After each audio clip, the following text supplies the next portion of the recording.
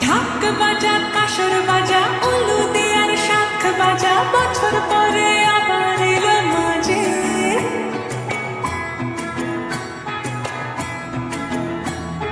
পুজো পুজো